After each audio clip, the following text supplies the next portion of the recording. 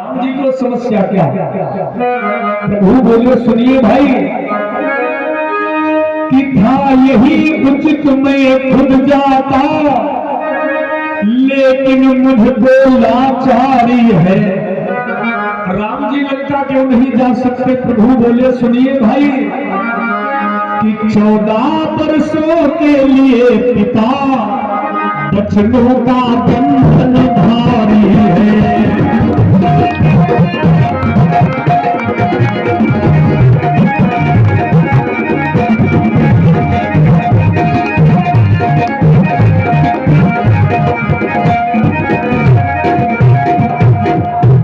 श्री राम जी कहने लगे भैया वैसे लंका जाना तो मेरा उचित है, लेकिन मेरे को थोड़ी समस्या है।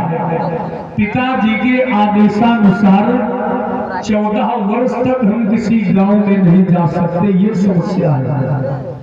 तो बड़े भैया के आदेशानुसार लक्ष्मण जी चल दिए लंका की तरफ। एक बात है भाई, ऐसे अनुष्ठानों में आचार्य कुशल होना चाहिए। जैसे आप लोगों के ये लक्ष्मी नारायण महायज्ञ में परम सम्मानीय परम विद्वानों, साहित्याचार्य, व्याकरणाचार्य, बहुत सी डिग्रियां हैं महाराज जी के पास। ऐसे श्री महाराज जी राम मूर्ति त्रिपाठी जी जिनके द्वारा हमारे विद्वानों के द्वारा वेद मंत्रों का सुंदर उच्चारण हो रहा है, ये आवाज गूंज रही है आपके क्षेत्र में। ऐसे अनुष्ठानों से ही यज्ञ सफल होता है, उसका लाभ मिलता है। आप सब बर्भागी हैं भाई। बोलिए भक्त और भगवान की, यज्ञ भगवान की। देखिए महाराज जी मंडप में तो मेहनत करते ही है, बढ़िया सुंदर वेद मंत्रों का उच्चारण होता, लेकिन हमारे संत भगवान आचार्य जी से निवेदन करने लगे मंच से भी आशीर्वाद हमारे भक्तों को महाराज जी आप दे दीजिए। तो इसलिए महाराज जो है उपदेश संदेश आशीर्वाद हम सबको दे रहे थे। बोलिए भक्त और भगवान की। लक्ष्मण जी जा रहे हैं लंका की तरफ। अच्छा, बहुत लोग ये विचार करने लगते हैं लक्ष्मण जी लंका गए कैसे? आपको बताऊं, मकान बन जाने के बाद ही मकान का गृह प्रवेश होता है। तो जब पुल बन गया तो उसी के उद्घाटन में, उसी के उपलक्ष्य में रुद्र यज्ञ रखा गया। उसी के उद्घाटन में रुद्र यज्ञ रखा गया। तो लक्ष्मण जी लंका गए पुल पर होके। तो लक्ष्मण जी यही विचार करते हुए जा रहे हैं कि लंका जाऊं या न जाऊं। क्या बताया जाए इन बानरों को, जिन्होंने कह दिया पंडित रावण को बुलाओ, रावण को बुलाओ। अरे वो तो चोर है जिसने माता का हरण किया, उसी को हम लेने जा रहे हैं। चलो कोई बात नहीं है, बड़े भैया ने आदेश दिया है तो जाना तो पड़ेगा। अब यही विचार करते करते लक्ष्मण जी लंका की तरफ जा रहे। अच्छा, किसी के प्रति अगर भावना बढ़िया है तो वो कैसे बात बतावे आपको अच्छी लगेगी, और यदि किसी के प्रति भावना दूषित है तो कितनी भी बढ़िया बात बताई जाए लेकिन आपको नहीं अच्छी लगेगी, आपको नहीं बढ़िया लगेगी। तो लक्ष्मण जी के मन में यही भाव बना है, ये रावण चोर है, अपराधी है। कोई बात नहीं है, भैया का आदेश है। अब यही विचार करते करते लक्ष्मण जी लंका आए। रावण सोने के आसन पे विद्यमान है। रावण को ये सूचना मिली कि रामा दल से चल करके लक्ष्मण जी आए हैं। तो रावण ने कहा लक्ष्मण को यहाँ तक लाया जाए। तो लक्ष्मण जी जब रावण के करीब आए और रावण बढ़िया ऊंचे आसन पर बैठा, तो लक्ष्मण जी रावण से बोले हैं पंडित जी। लक्ष्मण जी थोड़ा तेज आवाज लगाते हैं, अरे पंडित जी। रावण देखने लगा, हाँ लक्ष्मण, लक्ष्मण जी बोले, मेरे बड़े भैया सागर के किनारे शिव स्थापना करेंगे, जिसमें आपको आचार्य पद पे नियुक्त किया गया है, हम आपको लेने आए हैं। रावण ने कहा, लक्ष्मण, किसी विद्वान का ऐसे सम्मान होता है जैसे तुम कर रहे हो। विद्वानों ने लिखा है, आवत ही हर से नहीं, नयन नहीं स्नेह, तुलसी महान जाए, चाहे कंचन बरसे नेह। ऐसी जगह नहीं जाना चाहिए। वैसे गोस्वामी जी मानस में लिख रहे हैं, ये देती जगता ऋण दुख नाना, सब ते कठिन जातीय पुराना, लिखिवे तुलसीदास ओ बाबा रामायण में।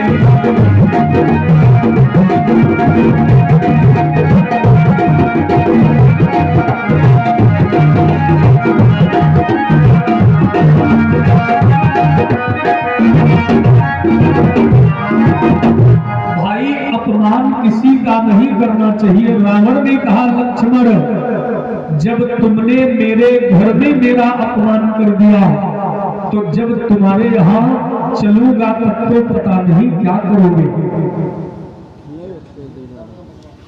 ये बाबू राम पटवा भैया जी की तरफ से 20 मुद्रा का दान हुआ है। जरा तालियां बजा के भैया का सम्मान किया जाए। बहुत बहुत धन्यवाद है इन दानियों के लिए। जैसा कि कई बार संकेत दिया जा चुका है, ये कार्यक्रम आप सबका है भाई, आप सभी का है। तो आप सब लोग बीच बीच में दान भी करते रहिएगा, कथा भी सुनते रहे। आप लोगों के सहयोग से ही ये कार्यक्रम चल रहा है। बोलिए भक्त और भगवान की, यज्ञ भगवान की। तो ध्यान दे भाई, रावण ने कहा, लक्ष्मण, जब तुमने मेरे घर में मेरा अपमान कर दिया, तो तुम्हारे यहाँ चलूंगा तब तो पता नहीं क्या करोगे, इसलिए हमारे पास समय नहीं है, नहीं जाऊंगा। रावण बोला, कहना जाके श्री राम से मेरा संदेशा,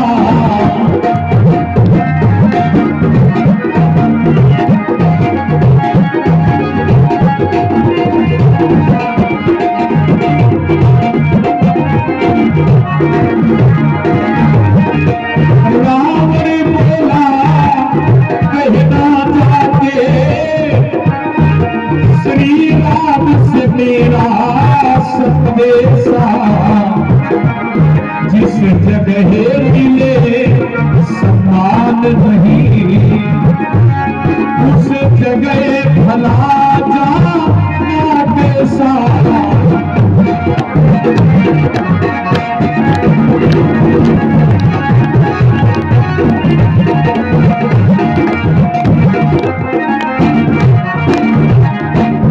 रावण ने कहा, लक्ष्मण, जब तुमने मेरे घर में मेरा अपमान कर दिया, तो जब तुम्हारे यहाँ चलूंगा तब तो पता नहीं क्या करोगे, इसलिए जाइए, मेरे पास समय नहीं है।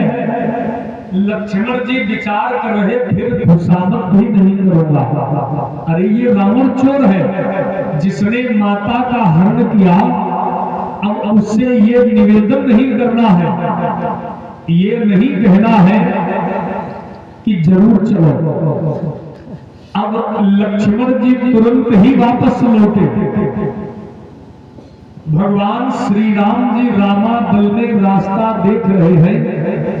मैंने लक्ष्मण जी को भेजा, आचार्य जी आ रहे होंगे, लेकिन थोड़ी देर के बाद श्री राम जी क्या देख रहे हैं कि लक्ष्मण जी अकेले आ रहे। लक्ष्मण जी अकेले आ रहे। तो श्री राम जी ने पूछा, कहो भैया आचार्य जी कहाँ रह गए? तो लक्ष्मण जी कहने लगे, भैया वो चोर है, रामा दल में आने से उसको डर है। इसलिए उसने कह दिया है कि हमें नहीं जाना।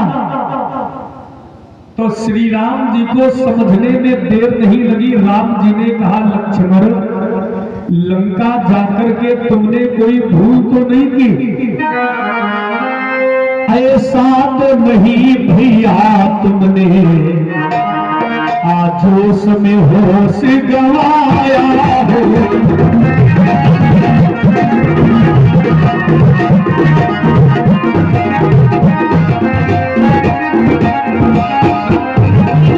अभिवादन में श्री रावण को शायद सिरहीन झुकाया हो।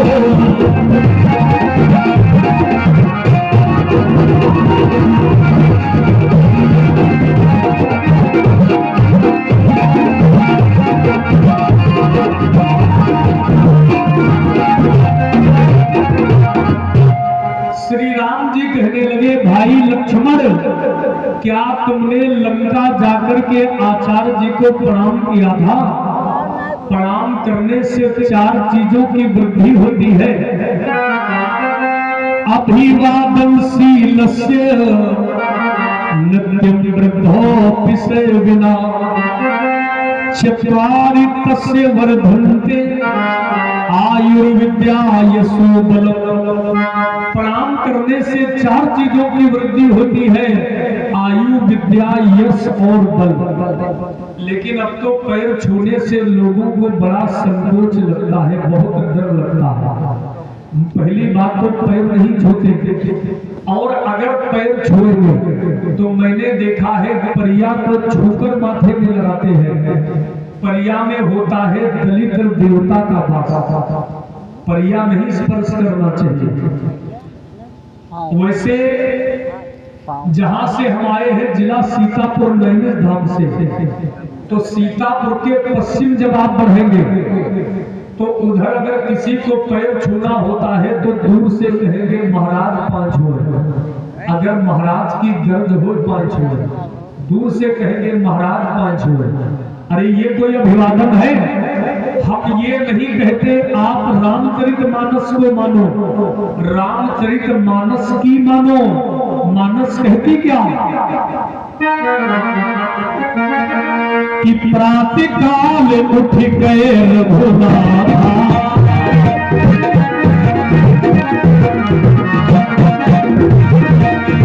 प्रातःकाल उठ गए रघुनाथ, मातु पिता गुरु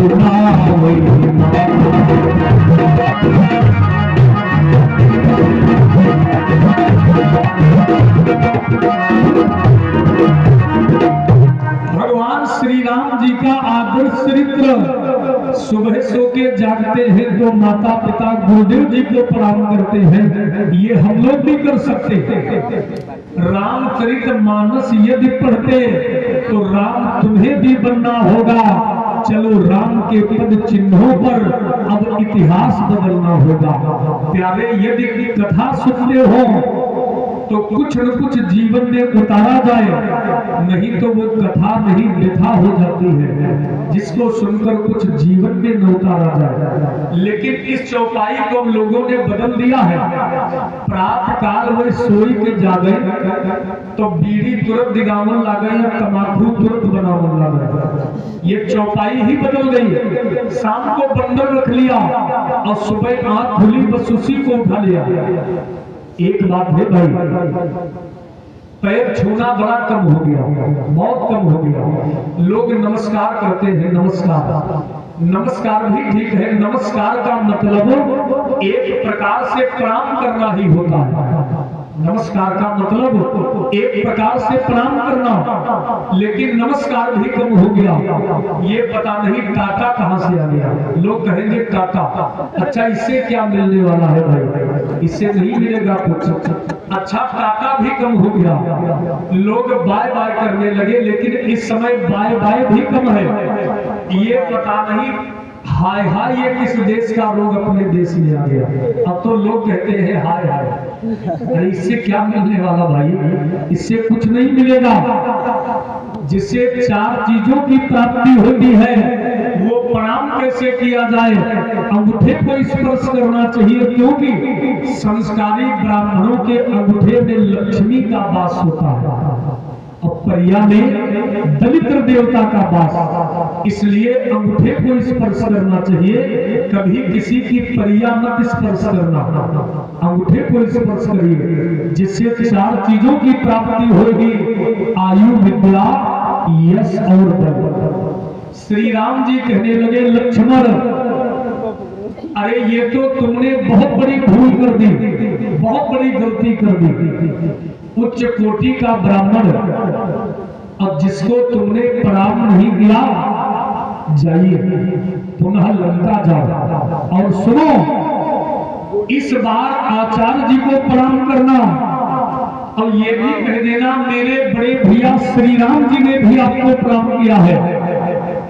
अब बड़े भैया के आदेश से लक्ष्मण जी फिर चले लंका की तरफ। यदि आज का समय होता भाई, अपने छोटे भैया से कह दीजिए कि भैया थोड़ा काम है, इटिया थोक चले जाओ, तो एक बार वो इटिया थोक चला जाएगा और वहां जाने के बाद तुम्हारे पास वापस आवे, उससे कह दो एक काम हम भूल गए ना, ऐसा करिए फिर से इटिया थोक चले जाओ, तो वो यही कह देगा दादा तुम्हें चले जाओ, मना कर देगा।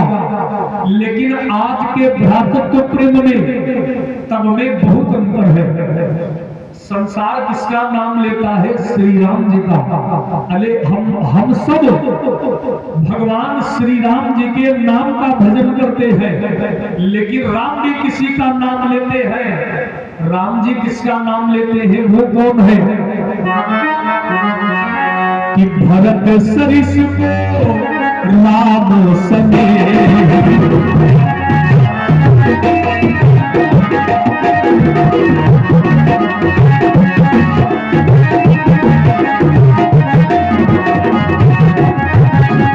भरत सरिस को राम सने ही, राम सने जग जपे राम, राम जपे।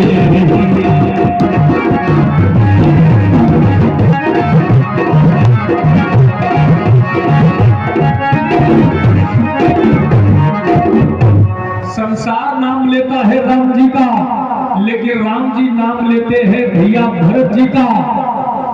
राम और भरत जी के प्रेम की कथा तो आप लोगों ने खूब सुनी है, लेकिन हम बता रहे हैं एक बार राम और भरत जी में झगड़ा हो गया। राम और भरत जी में लड़ाई कैसी हुई, एक छंद आप लोग सुनेंगे। भैरव जी के साहित्य को देखिए, राम और भरत जी में झगड़ा कैसा हुआ कि भरत राम में आज थम गई, भैरव एक लड़ाई, 14 वर्ष लड़ेंगे दोनों, चलो देखने भाई। लड़ाई 1-2 दिन की नहीं, लड़ाई चली 14 वर्ष तक। एक और है राम, दूसरी ओर भरत व्रतधारी। लड़ाई कैसी? अवध राज को गेंद बनाकर दोनों ने ठोकर मारी। लड़ाई कैसी?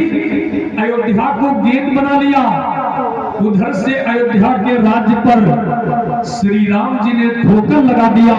अयोध्या का राजा बनेगा तो मेरा भैया भरत बनेगा, और उधर से अयोध्या के राज्य पर श्री भरत जी ने ठोकर मार दिया। अयोध्या का राजा बनेगा तो मेरा राम बनेगा। ये लड़ाई चली 14 वर्ष तक, लेकिन अंत में विजय किसकी हुई? लड़कर 14 वर्ष राम ने मानी अपनी हारी, जीत गए इस महासमर में भैया भरत खिलाड़ी। विजय हुई भरत जी की, क्योंकि 14 वर्षों के बाद जब श्री राम जी अयोध्या आए तो सिंहासन पर भगवान श्री राम जी को ही बैठना पड़ा, बल्कि उतने दिनों तक श्री भरत जी नंदी ग्राम में गड्ढा खोद करके जमीन के अंदर बैठे रहे। इसको कहते हैं भ्रातृत्व प्रेम। यही प्रेम है भाई, यही प्रेम है। तो बड़े भैया के आदेश को पाकर लक्ष्मण जी फिर जा रहे हैं लंका की तरफ। वैसे हर एक माता की तमन्ना होती है कि मेरे को जो बेटा मिले आज्ञाकारी हो, संस्कारी हो। ये कोई मां नहीं चाहेगी कि मेरा बेटा रावण कंस जैसा अत्याचार करे। हर एक माता की तमन्ना क्या है? एक लाइन हम बोल रहे हैं कि मां की ममता मां से मांगे मुझे, लाल मिले सरवर की तरह। बेटा मेरे को जो मिले आज्ञाकारी हो, संस्कारी हो। कि मां की ममता मां से मांगे मुझे, लाल मिले सरवर की तरह। कि भाभी मांगे देवर लक्ष्मण की तरह।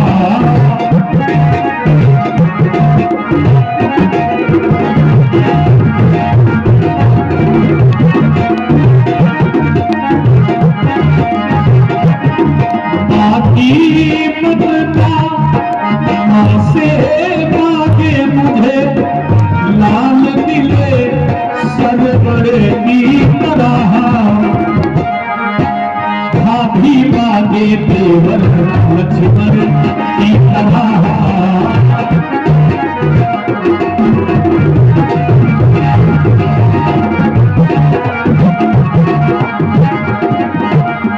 और ये माता जी की तरफ से 51 मुद्रा का दान हुआ। जरा तालियां बजा के सम्मान आप लोग करेंगे। और देखिए बड़ी प्रेम से आप लोग सभी कथा में मन को लगाइए। 10-15 मिनट सेवा है। कहना है गुरबिन ज्ञान कहाँ से पाऊं, गुरु से बड़ो न कोई।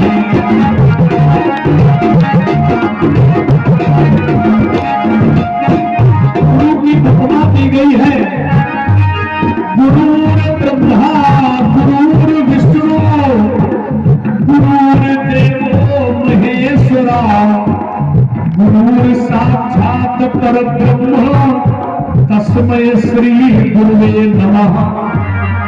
इसलिए कहना है गुरु बिन ज्ञान कहाँ से पाऊं, गुरु से बड़ो न कोई।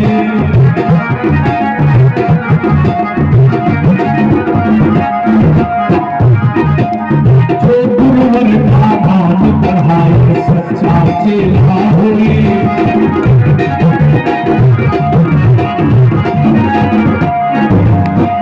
एक गुरु की तमन्ना मेरे को चेला कैसा मिले। और ये भैया जी की तरफ से 100 मुद्रा भैया घनश्याम जी के द्वारा 100 मुद्रा का दान हुआ। जरा तालियां बजा के भैया का सम्मान करें। इन दानियों का मंगलमय हो। गुरु बिन ज्ञान कहाँ से पाऊं, गुरु से बड़ो न कोई।